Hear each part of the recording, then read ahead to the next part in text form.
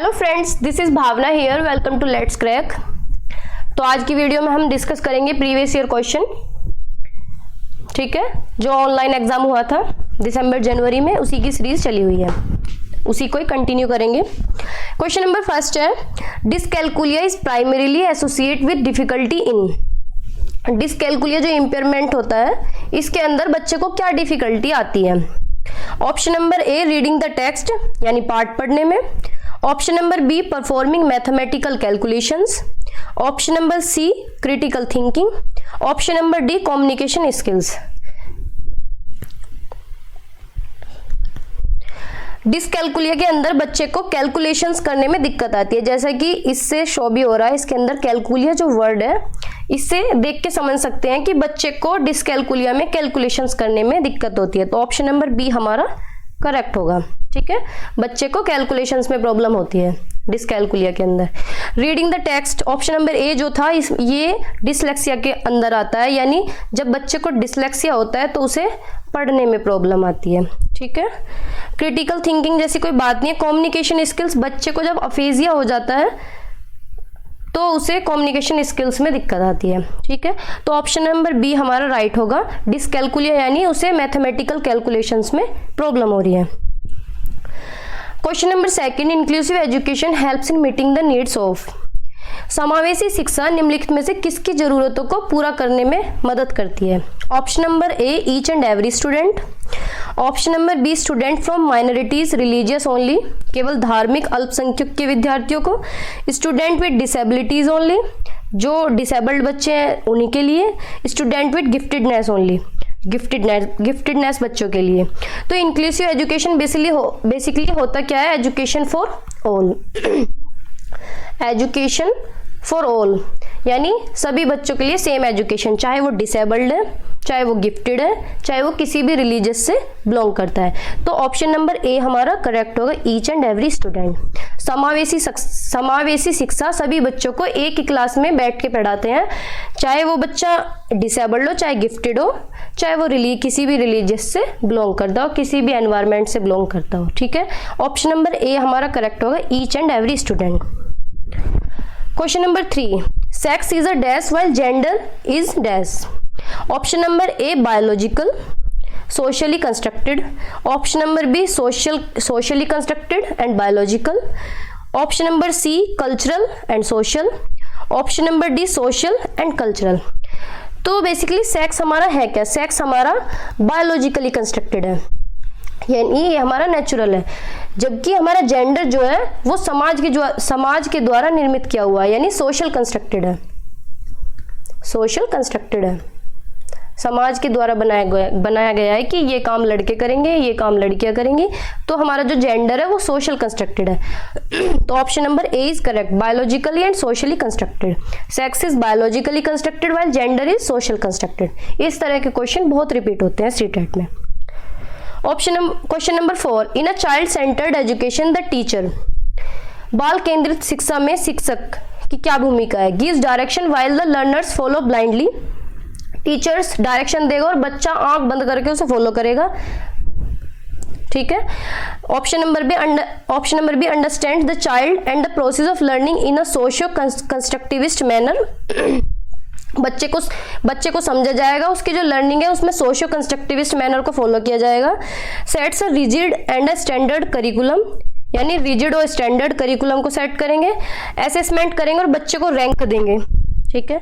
Child centred education के अंदर हम बच्चे को ही बीच में रखते हैं, यानी चाइल्ड सेंटर्ड एजुकेशन में टीचर सेंटर्ड का कोई रोल नहीं होता। टीचर फैसिलिटेटर की तरह काम करता है, बच्चे को मिड में रखा जाता है, ठीक है। लर्नर सेंटर्ड करिकुलम बनाया जाता है। तो ऑप्शन नंबर बी करेक्ट होगा, बच्चे को समझेंगे and the process of learning in a socio constructivist manner, ठीक है। गिव डायरेक्शन, ऐसा नहीं है कि बच्चा आंख बंद करके फॉलो करेगा, तो ये हमारा टीचर सेंटर्ड हो जाता है, ये हमारा टीचर सेंटर्ड को फॉलो करता है, ठीक है। हमें चाइल्ड सेंटर्ड एजुकेशन में लर्नर सेंटर्ड करिकुलम को क्रिएट करना है, और किसी भी करिकुलम को रिजिड नहीं बनाया, करिकुलम फ्लेक्सिबल होना चाहिए चाइल्ड सेंटर्ड में। बच्चे को रैंक तो देना ही नहीं है, ये हमारा नेगेटिव रेस्पॉन्स होता है, ना तो रैंक देना है बच्चे को, ना बच्चे को लेबल करना है, ठीक है। ये ऑप्शन हमारे नेगेटिव की तरफ जाते हैं। Which of the following is a critique of Jean Piaget's theory of cognitive development. इनमें से जीन पियाजे की जो आलोचना है, जीन पियाजे की जो थ्योरी है कॉग्निटिव डेवलपमेंट की, उसकी कौन से थ्योरी, किन बातों पे आलोचना की गई थी। Development of children is dependent on their socio cultural context. बच्चे का विकास उनके सामाजिक सांस्कृतिक संदर्भ पर निर्भर होता है। चिल्ड्रंस आर एक्टिव बीइंग, बच्चे सक्रिय प्राणी हैं। Children's thinking is qualitatively different from that of adult. Development of children takes place by their acting upon the environment. ठीक है, तो चिल्ड्रंस आर एक्टिव बीइंग ऐसा तो पियाजे कहते हैं। बच्चा जो है सक्रिय प्राणी है। Children's thinking is qualitatively different from that of adult. बच्चों की जो थिंकिंग है वो अडल्ट के ही सेम है, लेकिन बस क्वालिटी अलग हो जाती है। बच्चा खिलौनों के बारे में सोचता है, बड़े गाड़ी के बारे में सोच रहे हैं, तो क्वालिटी में डिफरेंट हो जाएगा, बाकी सेम है बच्चे की थिंकिंग और बड़े की thinking. Development of children take place by their acting upon the environment. बच्चों का विकास वातावरण के साथ अंतःक्रिया करके होता है, ऐसा भी पियाजे कहते हैं। तो ये तीनों पॉइंट तो ठीक हुए। इसमें पूछा गया है क्रिटिक यानी आलोचना। तो development of children is dependent on their socio cultural context. ये ऐसा वाइगोत्स्की कहते हैं, ऐसा वाइगोत्स्की कहते हैं कि बच्चे का जो विकास है वो सोशियो कल्चरल कंटेक्स्ट के संदर्भ में ही डिपेंड होता है। ठीक है, पियाजे अपनी थ्योरी में उन्होंने सोशियो कल्चरल को इंक्लूड नहीं किया था, इस पे उनकी आलोचना हुई थी। तो option number A is correct. ठीक है, नेक्स्ट वन, जीन पियाजे and Lev Vygotsky have shifted the understanding of learning as a dash process to a dash process. Jean पियाजे और लेव वाइगोत्स्की ने जो लर्निंग है उसे कौन से प्रोसेस से कौन से प्रोसेस में शिफ्ट किया है। Active to passive, passive to active, mechanical to behaviouristic, behaviouristic to mechanical. तो जीन पियाजे बात करते हैं एक्टिव पे, बच्चा जो है एक्टिव बीइंग है, वाइगोत्स्की बोलते हैं, पियाजे बोलते हैं। ठीक है, तो इसमें आएगा इन्होंने पैसिव प्रोसेस से एक्टिव प्रोसेस पे बात की है, यानी पैसिव प्रोसेस से एक्टिव प्रोसेस पे शिफ्ट किया है इन्होंने लर्निंग को। ठीक है, option number 7, which domain of the development relates to intellectual abilities such as attention, memory, problem solving, imagination and creativity. विकास के किस क्षेत्र का संबंध बौद्धिक सामर्थ्यों जैसे ध्यान, स्मृति, समस्या समाधान, कल्पना और रचना करने से है। Option number A emotional domain, संवेगात्मक क्षेत्र। Option number B cognitive domain. Option number C social domain. Option number D physical domain. तो हमारा जो ध्यान है, हमारी attention, memory, problem solving, imagination, ये हमारी सारी हेड से रिलेटेड है, हमारे ब्रेन से रिलेटेड है।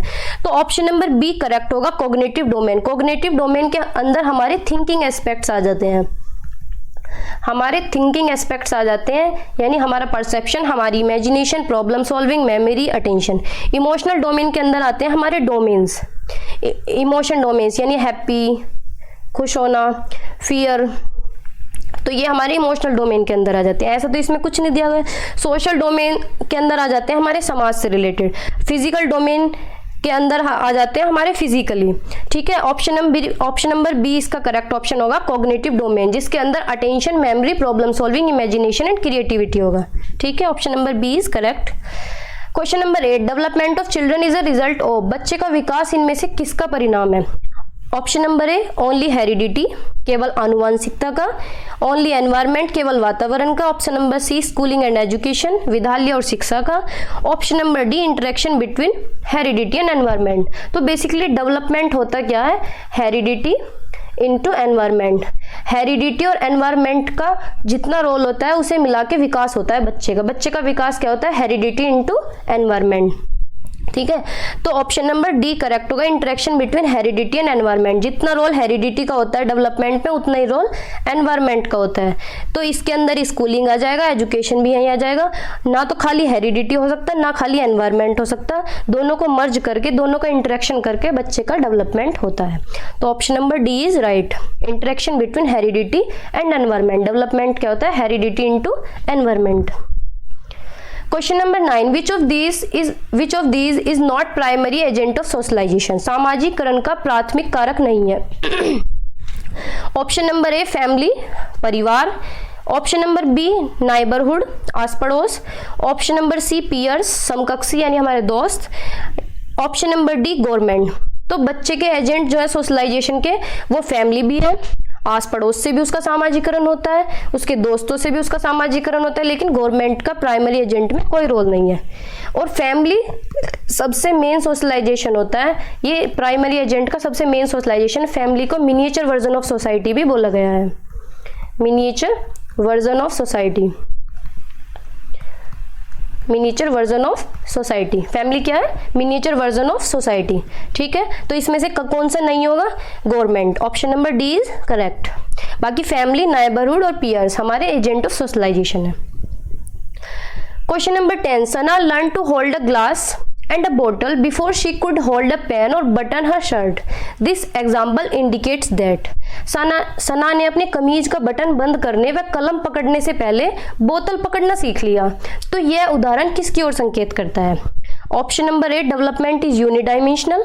Option number B, direction of development is cephalocaudal. Option number C, direction of development is proximodistal. Option number D, development follows a random pattern. तो development basically, direction of development दो तरह का होता है, सिफेलोकोडल and प्रोक्सिमोडिस्टल। Cephalocaudal होता है head to टोए, ठीक है, सिर से पैर की तरफ, यानी बच्चा पहले सर संभालना सीखेगा, फिर अपनी गर्दन को संभालेगा, फिर अपनी बॉडी को बैलेंस करेगा जब बच्चा ग्रो करता है। प्रोक्सिमोडिस्टल होता है centre to extremities, centre to extremities, यानी सेंटर से आउटवर्ड डायरेक्शन में। यानी बच्चा पहले ये सना जो है अपनी बोतल पकड़ दिया, यानी पहले पाम पे कंट्रोल आ रहा है उसका, फिर फिंगर्स और थंब पे कंट्रोल आता है। ठीक है, तो हमारा ऑप्शन नंबर सी करेक्ट होगा। Direction of development is proximodistal. Cephalocaudal होता है हेड टू टोए। और यूनिडायमेंशनल तो डेवलपमेंट होता ही नहीं है, डेवलपमेंट मल्टी डायमेंशनल होता है। ये ऑप्शन तो बिल्कुल गलत है। रैंडम पैटर्न डेवलपमेंट फॉलो नहीं करता, ये यूनिफॉर्म पैटर्न फॉलो करता है। ठीक है, तो ऑप्शन नंबर सी इज हमारा correct, option number C is correct. ठीक है, आज की वीडियो में इतना ही। थैंक यू, बने रहिए मेरे साथ, चैनल को सब्सक्राइब करना ना भूलें। बाय।